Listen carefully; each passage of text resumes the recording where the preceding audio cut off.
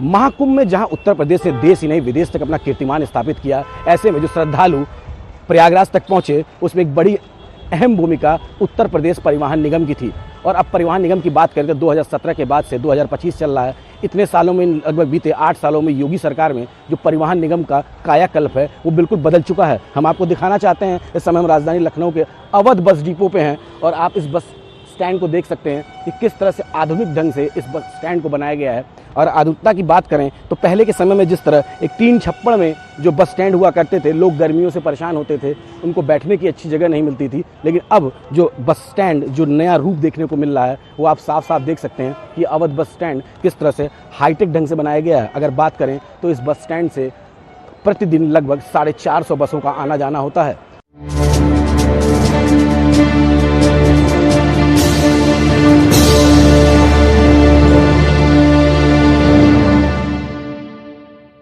नमस्कार, हमारे खास कार्यक्रम योगिनॉमिक्स में आप सभी का स्वागत है। आपके साथ मैं हूं पूजा पांडे। योगिनॉमिक्स में आज रुक करेंगे अगले पड़ाव का और बात करेंगे परिवहन की। मुख्यमंत्री योगी आदित्यनाथ ने विकास को गति देने के साथ साथ परिवहन को भी गति दी है। जिस तरह से जरूरत पड़ी तो बसों का संचालन मजबूत किया गया, उनकी संख्या बढ़ाई गई और सुविधाओं को भी जोड़ा गया। और जिस तरह से हाईटेक जमाना है, ऐसे में उत्तर प्रदेश में इलेक्ट्रॉनिक वाहनों का संचालन भी किया जा रहा है। सड़कों का जाल बिछाया जा रहा है ताकि सुदूर गांव को परिवहन से जोड़ा जाए। आज योगिनॉमिक्स में जानेंगे कि किस तरह से शहरों और गांव में जो बसों की कनेक्टिविटी है वो बढ़ी है, समय की दूरी कम हुई है और रफ्तार लोगों की जिंदगी को मिली है। चलिए इसकी शुरुआत करते हैं।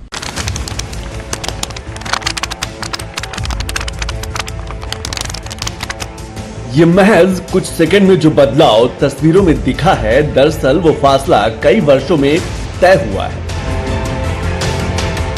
जब योगी आदित्यनाथ ने 2017 में सत्ता संभाली थी, उसके 4 महीने बाद परिवहन विभाग के ही एक कार्यक्रम में उन्होंने इसको लेकर जो कुछ कहा था उसका अंदाजा लग जाएगा कि 2017 में यूपी में परिवहन विभाग के सामने चुनौतियां पहाड़ सी सीना ताने खड़ी थी। उसे निराशा में एकटक देखना और मायूसी में मुट्ठियां तानना ही रवायत बन गई थी। आज भी हम सबके सामने चुनौती है कि उत्तर प्रदेश के परिवहन निगम को हम कैसे आत्मनिर्भर भी बनाएं और साथ साथ यह जनता की सुरक्षित यात्रा का एक बेहतर साधन भी बन सके। प्रतिवर्ष करोड़ों लोग जाते हैं, यात्रा करते हैं, अपने गंतव्य तक पहुंचते हैं, लेकिन सुरक्षित यात्रा एक चुनौती हम सबके लिए बनी है। देश के सबसे बड़े सूबे यूपी में रोडवेज का नाम आते ही 80 और 90 के दशक में पैदा हुए लोगों के जहन में जो तस्वीर आती थी उसे तकदीर मान लिया गया था।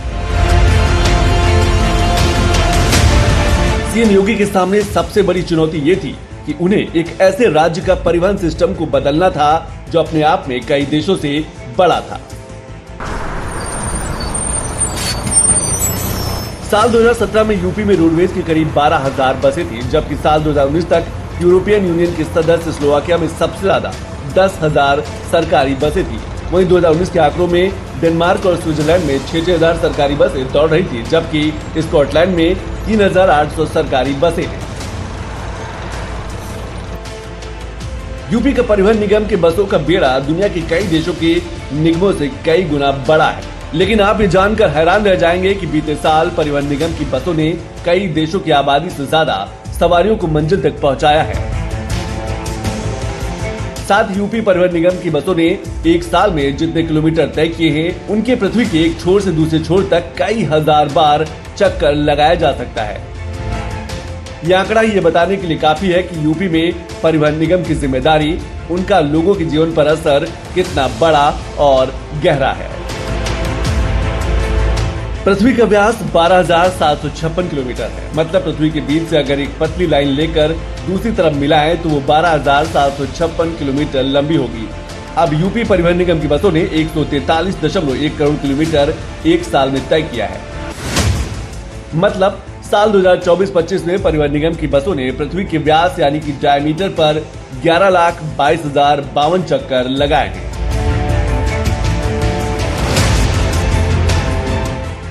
यूपी परिवहन निगम ने साल 2024-25 में 51.81 करोड़ यात्रियों को मंजिल तक छोड़ा है। अगर दुनिया के बड़े देशों की जनसंख्या से तुलना करें तो अमेरिका की जनसंख्या से करीब 1.5 गुना, इंडोनेशिया की जनसंख्या के 2 गुने से थोड़ा कम, वहीं पाकिस्तान की जनसंख्या से ये संख्या 2 गुनी है। तो रूस की जनसंख्या से करीब 3 गुना और इंग्लैंड की जनसंख्या के करीब 7 गुना है। बल्कि आबादी के लिहाज से भी दुनिया के आधे से ज्यादा देशों से बड़ा है। लिहाजा चुनौतियां भी पहाड़ जैसी थी। रोडवेज बसों पर एक बड़ी आबादी अपने सफर की जरूरतों पर निर्भर रहती है। यूपी में करीब 1 लाख गांव हैं। चुनौती उन गांवों को भी बस मार्ग से जोड़ना था।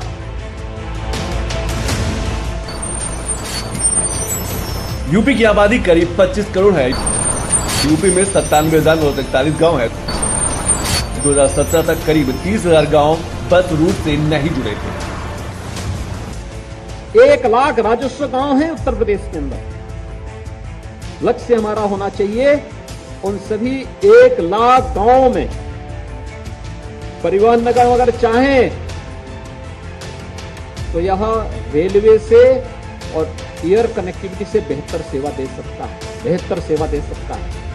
1 लाख गांवों को, कुछ को परिवहन निगम और कुछ पे पीपीपी मोड पर अनुबंधित बसेज के माध्यम से उन गांवों को सेवाओं से आप जोड़ सकते हैं। आवश्यक नहीं कि सब जगह आप 50 सीटर बसेज ही भेजें, कुछ जगह 30 सीटर बसेज भेजिए, 20 सीटर बसेज भेजिए,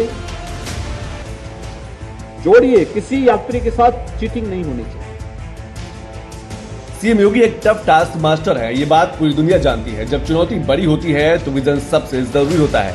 कुछ ऐसी चुनौतियां थी जिसको पार किए बिना यूपी में रोडवेज का वो मुकाम नहीं मिलता जिसका लक्ष्य रखा गया था। जब योगी सरकार ने 2017 में सत्ता संभाली तो सबसे पहले चुनौती थी रोडवेज की छवि को पॉजिटिव करना। दूसरी चुनौती थी लोगों का रोडवेज पर भरोसा फिर से स्थापित करना और खुद रोडवेज विभाग को ये भरोसा देना कि बदलाव संभव है। यूपी में रोडवेज बसों को सुरक्षित करने और लोगों में सुरक्षा का भाव पैदा करना एक बड़ी चुनौती थी। इसके अलावा मौजूदा इंफ्रास्ट्रक्चर को न सिर्फ मजबूत करना था बल्कि उसे यूजर फ्रेंडली बनाने की भी चुनौती थी। बस सेवाओं का आधुनिकीकरण कर उसको प्राइवेट सेवाओं की श्रेणी में रखना नीति के साथ साथ नियत के लिए भी बड़ा टास्क था। साथ ही टेक्नोलॉजी के इस्तेमाल कर यूपी रोडवेज को महिलाओं के लिए सुरक्षित बनाना भी एक बड़ा लक्ष्य था।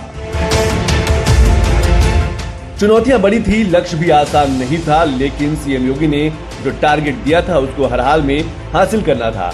इस बदलाव को समझने के लिए योगिनॉमिक्स की टीम ने यूपीएसआरटीसी यानी उत्तर प्रदेश राज्य सड़क परिवहन निगम के मैनेजिंग डायरेक्टर मासूम अली सरवर से संपर्क किया। मासूम अली सरवर यूपी परिवहन निगम के सबसे बड़े अधिकारी भी हैं और इस बदलाव के एक अहम किरदार भी हैं।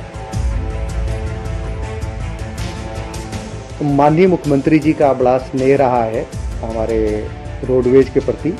उत्तर प्रदेश रोडवेज को अभी देखा जाए तो पिछले 2 वर्षों में जितनी धनराशि माननीय मुख्यमंत्री जी ने रोडवेज को उपलब्ध कराई है उतने मुझे लगता है कि पिछले 50 सालों में कभी इतनी धनराशि उपलब्ध नहीं कराई है। ये अपने आप में बहुत बड़ी बात है। जो कर्मचारी हैं, अधिकारी हैं, अगर टोटल रोडवेज को देखा जाए तो इनकी संख्या लगभग 50,000 होती है। 50,000 की संख्या में अगर देखें तो एक परिवार में अगर 5 लोग भी हैं तो एक तरीके से 2.5 लाख लोगों का लालन पालन हमारे रोडवेज पे ये डायरेक्टली कहीं ना कहीं हम पर निर्भर है, रोडवेज पर निर्भर है। यानी हमारी भी तनख्वाह निकलती है तो मैं भी रोडवेज पर निर्भर हूँ। उसी प्रकार से लगभग 2.5 लाख लोगों का परिवार चलता है रोडवेज पे। सरकार में बदलाव 3 स्तर पर होता है। इतिहास गवाह है कि जब भी किसी सरकारी विभाग या निगम में आमूल-चूल परिवर्तन हुआ है तो उसमें तीनों स्तर एक सीध में, एक साथ, एक दिशा में आगे बढ़े। यूपी के परिवहन निगम में बदलाव की इस कहानी को समझने के लिए तीनों स्तर को समझना बेहद जरूरी है।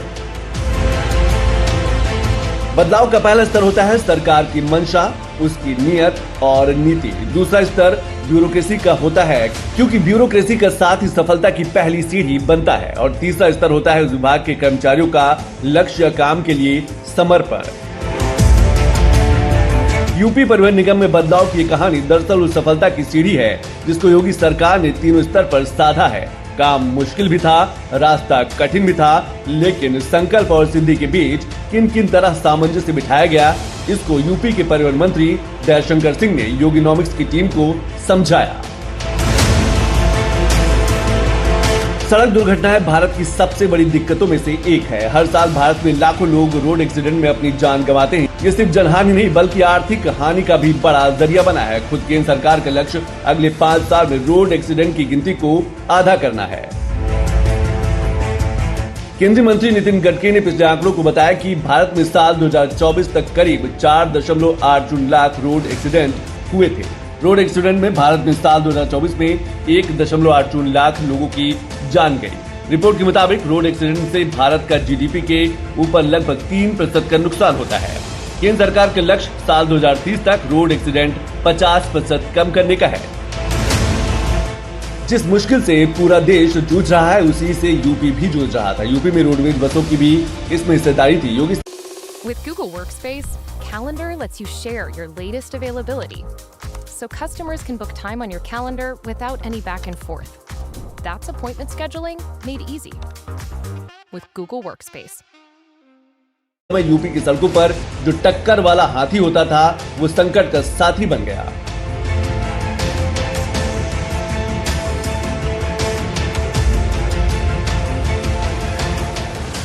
साल 2017 में अकेले यूपी में रोड एक्सीडेंट में जान गंवाने वालों की गिनती 1406 थी, जबकि 2020 से 2024 तक के 5 साल में संख्या 1409 है।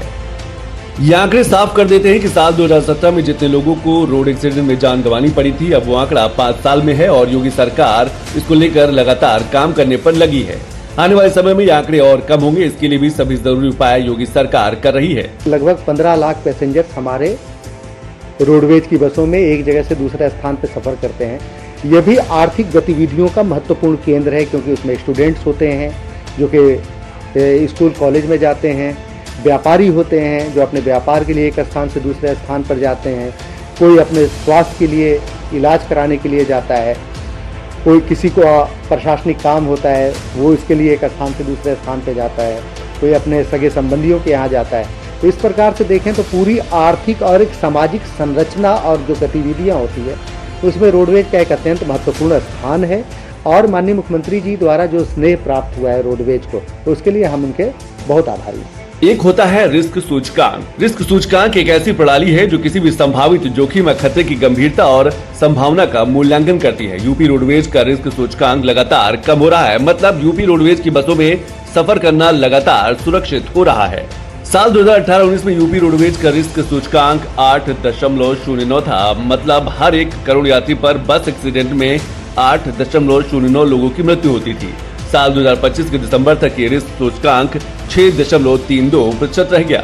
सुगम यात्रा और सुरक्षित यात्रा ये हर नागरिक का अधिकार है और ये सरकार का दायित्व बनता है कि जिस विश्वास के साथ वह यात्रा एक पैसेंजर करता है, हमें उस पैसेंजर के उस अधिकार को अपने कर्तव्यों का ईमानदारी पूर्वक निर्वहन करते हुए करना चाहिए। और मैं आह्वान करूंगा, सड़क दुर्घटना से होने वाली मौतों को रोकना। एक एक जान हमारे लिए बहुमूल्य है, कीमती है। एक एक व्यक्ति की कीमत हमारे लिए महत्वपूर्ण है और उस व्यक्ति की उसके परिवार के लिए, समाज के लिए, राष्ट्र के लिए वो अपने आप में एक अमूल्य निधि है। इसलिए सड़क दुर्घटनाओं को रोकना, किसी भी एक्सीडेंट से होने वाली मौत को रोकने के लिए व्यापक जागरूकता का अभियान प्रारंभ करना। यूपी में परिवहन निगम को सुरक्षित करने और बसों को आरामदायक बनाने के लिए योगी सरकार ने परिवहन निगम के साथ मिलकर इस दिशा में लगातार काम किया है। ड्राइवरों के लिए कुछ मानक बनाए और सबसे बड़ी बात, इन मानकों की कड़ाई से पालन करवाया गया, जिसका नतीजा अब सबके सामने है। सुरक्षित यात्रा की जिम्मेदारी बस चालकों की होती है। ऐसे में यूपी में चालकों के चयन में 2 स्तर पर कठिन टेस्ट होता है। पहला टेस्ट क्षेत्रीय समिति लेती है, उसमें पास होने के बाद दूसरी परीक्षा प्रशिक्षण संस्थान कानपुर में होता है। दोनों टेस्ट पास करने वालों को ही नौकरी दी जाती है। इसके अलावा सुरक्षा के लिए भी सभी चालकों का नियुक्ति के समय आई टेस्ट होता है और 40 साल पार के चालकों का हर साल आई टेस्ट होता है। बस चलाते समय ड्राइवर नशे में न हो, इसके लिए निरीक्षण दल ड्राइवरों का ब्रेथ एनालाइजर टेस्ट करता है। अगर कोई ड्राइवर नशे में पाया गया तो उसको सजा मिलती है और तुरंत दूसरे ड्राइवर का इंतजाम किया जाता है। इसी तरह नेशनल हाईवे पर, एक्सप्रेसवे पर या फिर लंबी दूरी की रात में यात्रा पर जाने वाले बसों में 2 ड्राइवरों की व्यवस्था की गई है।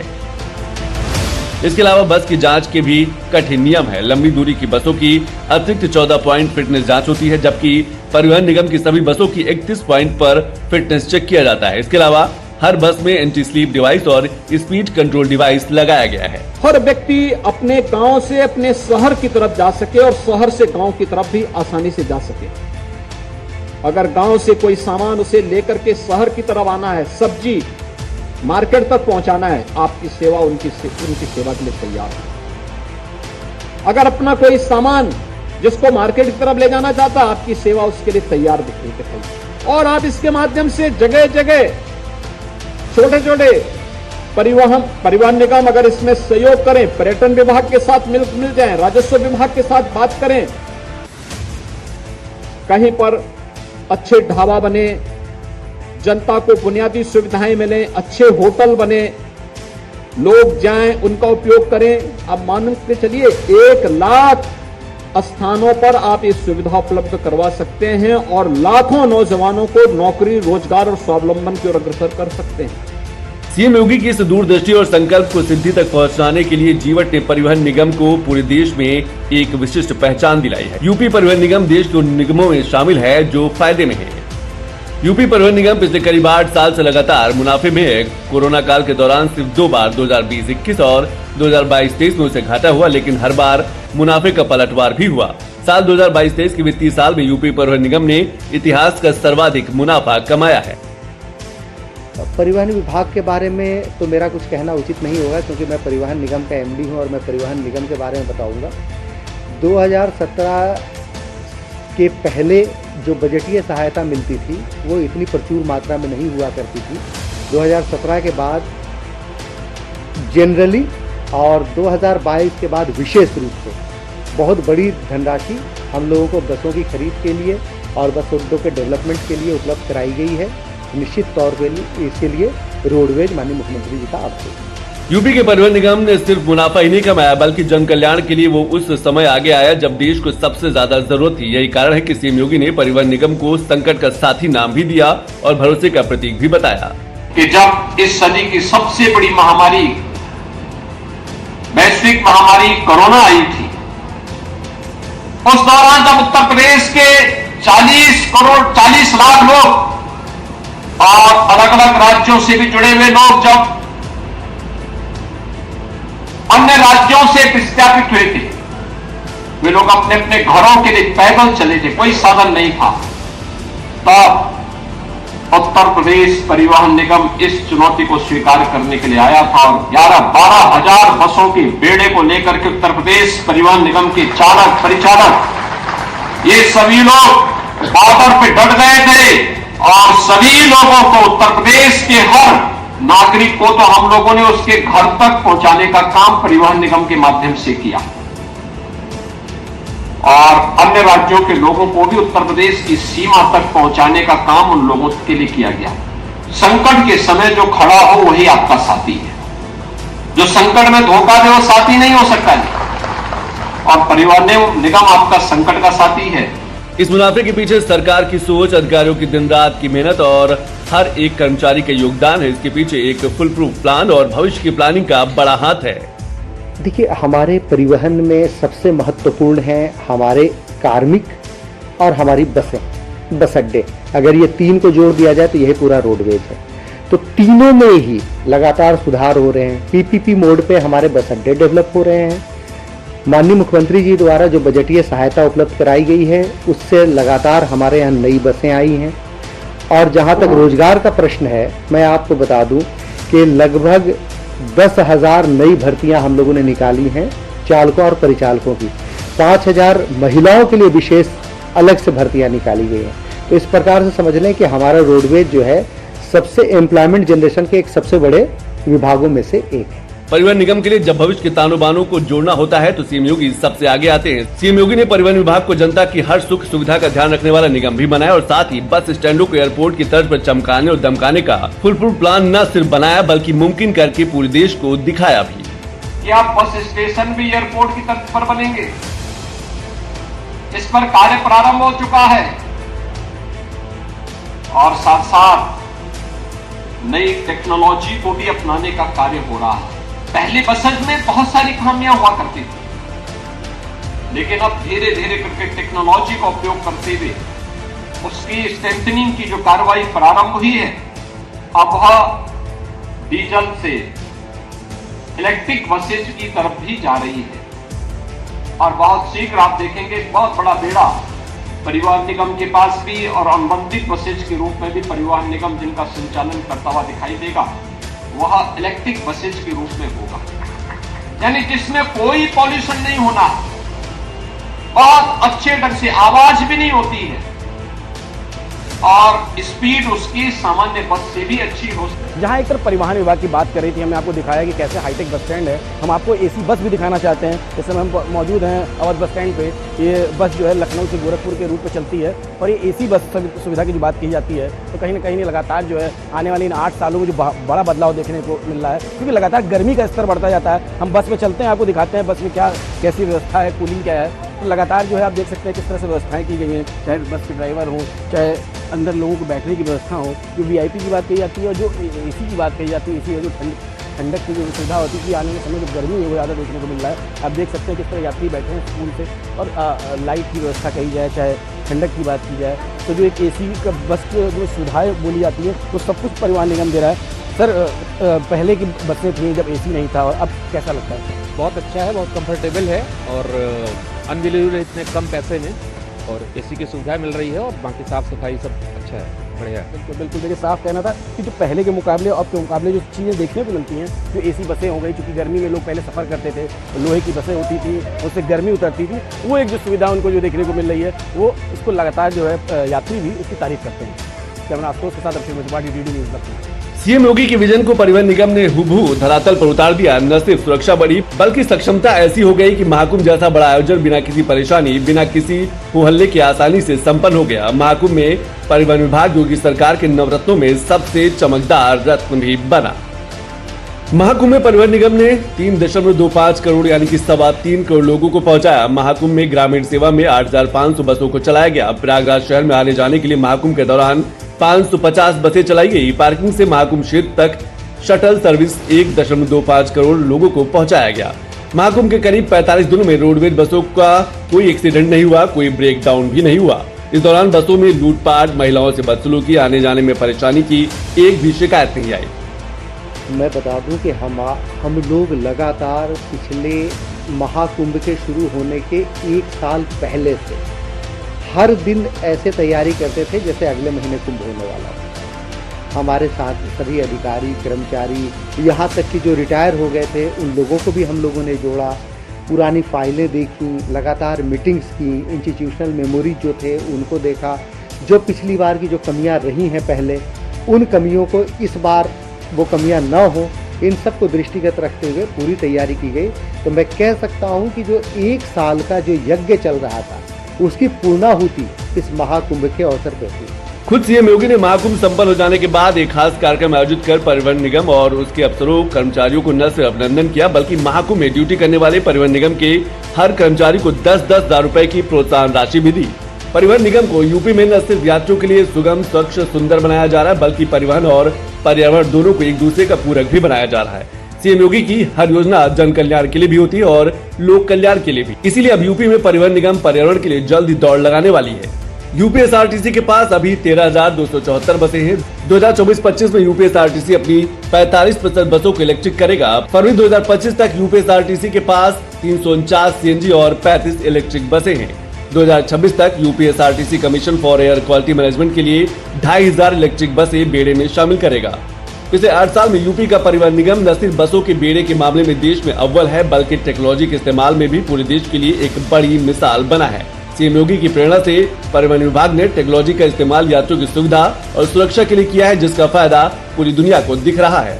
परिवहन निगम ने एंड्रॉयड आधारित 13,855 टच स्क्रीन वाली टिकट बुकिंग मशीन लगाई है, जिससे यात्रियों को बिल्कुल एयरपोर्ट वाली फील आए। इसके अलावा यूपी राही मोबाइल ऐप भी डेवलप किया है, जिससे टिकट बुकिंग बिल्कुल आसान हो गई है। इसके अलावा टिकटों के लिए यात्रियों को इधर उधर न भटकना पड़े, इसके लिए 110 जगहों पर टिकट बुकिंग काउंटर भी लगाए गए हैं। सुरक्षा के लिए AIS 140 आधारित वाहन ट्रैकिंग सिस्टम निगम बसों में लगा है। सुरक्षा की बात करें तो मार्गदर्शी ऐप भी परिवहन निगम ने विकसित किया है, जिससे यात्रियों की सुरक्षा, सुविधा, इमरजेंसी सहायता, नजदीकी स्टॉपेज और यात्रा को पूरा करने में लगने वाला वास्तविक समय की जानकारी महज कुछ क्लिक से मिल जाती है। निगम ने 100 अहम बस स्टेशनों पर LED डिस्प्ले स्क्रीन भी लगाई है, जिससे बिल्कुल एयरपोर्ट की तरह बसों के आने जाने की पूरी जानकारी मिलती है। सभी बसों की निगरानी और सुरक्षा सुनिश्चित करने के लिए सेंट्रल कमांड कंट्रोल रूम और 20 रीजनल मॉनिटरिंग सेंटर भी स्थापित किए गए हैं, जिसकी दिन में 24 घंटे निगरानी होती है। डिजिटलाइजेशन की तरफ बड़ा कदम उठाते हुए परिवहन निगम ने करीब 20 लाख रिकॉर्ड्स को डिजिटलाइज किया है। देखिए, माननीय मुख्यमंत्री जी का इस पर बड़ा जोर है कि जन हानि न हो। इसके लिए जो तैयारियां की गई हैं उनके बारे में आपको बताना चाहता हूं कि अब हम 300 किलोमीटर से ज़्यादा की जो हमारी बसें चलती हैं उस पर हमारे डबल ड्राइवर होते हैं। हमारी 600 ऐसी बसें जो कि रात में चलती हैं, लंबी दूरी पे चलती हैं, वहाँ पर एंटी स्लीप डिवाइस लगाया गया है, जो कि AI बेस्ड सिस्टम है। यह अत्याधुनिक सिस्टम है जो बहुत कम बसों में लगाया गया है, मतलब देश के। तो मैं कह रहा हूँ कि हमारे 600 बसों में वो एंटी स्लीप डिवाइस लगाया गया है। इसके अतिरिक्त हमारे यहाँ इन्वर्टेड यू, कभी कभी आपने देखा होगा बसों के पीछे एक लगा हुआ होता है, एक रिफ्लेक्टिव टेप होता है, जिससे कि अगर दूर से ही पीछे से आने वाली गाड़ी को दिख जाए कि बस जा रही है। और साथ ही साथ जब हम लोगों ने एक SOP भी जारी की कि जब बहुत ज़्यादा कोहरा हो जाए तो एक विशेष स्थान पर गाड़ी को रोक दिया जाए, जहाँ पे यात्री सुरक्षित भी रहें और यात्रा भी सुगम हो। तो ये इस तरीके से बहुत सारी चीज़ें टेक्नोलॉजी का प्रयोग करके, लोगों को मोटिवेट करके और पुरानी घटनाओं से सबक लेते हुए ये प्रयास किए गए कि दुर्घटना को कम से कम किया जाए। पिछले 8 साल में परिवहन विभाग में जो आमूलचूल परिवर्तन किए गए हैं और उसे जैसे सुरक्षा, टेक्नोलॉजी और जन कल्याण से जोड़ा गया है, परिवहन निगम ने अपने दायरे के साथ साथ रोजगार और मुनाफा भी बढ़ाया है। पूरे यूपी में परिवहन निगम के 20 क्षेत्र हैं। इसमें कुल 120 डिपो है, 1 कार सेक्शन है, 2 केंद्रीय कार्यशाला है, 1 ट्रेनिंग इंस्टीट्यूट है। बस स्टेशनों की बात करें तो यूपी के 75 जिलों में कुल 302 बस स्टेशन है। UPSRTC की बसें यात्रियों को यूपी से नेपाल, उत्तराखंड, राजस्थान, हरियाणा, मध्य प्रदेश, चंडीगढ़ और दिल्ली तक सीधी ले जाती हैं। यूपी का परिवहन विभाग दुनिया के कई देशों से ज्यादा आबादी की जिम्मेदारी उठाता है, बिना थके, बिना रुके। जब कोरोना महामारी में पूरी दुनिया रुक गई थी, यूपी का परिवहन निगम तब भी जरूरतमंदों के लिए संकट का साथी बनकर लगातार चल रहा था। ये सफर अभी भी जारी है, लोगों को मंजिल तक पहुंचाने की जिम्मेदारी है।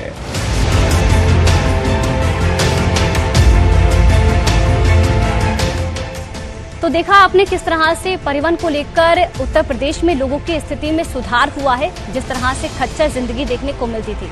और अब परिवहन में या परिवहन के इंफ्रास्ट्रक्चर में जितनी भी जरूरी स्थिति को बनाने के लिए सुविधाएं जरूरी है, उसको लेकर मुख्यमंत्री योगी आदित्यनाथ लगातार जोर दे रहे हैं, ध्यान दे रहे हैं और उसको लेकर तमाम जो कार्य है वो भी हो रहे हैं। आज इस खास कार्यक्रम में मेरे साथ फिलहाल के लिए इतना ही। नमस्कार।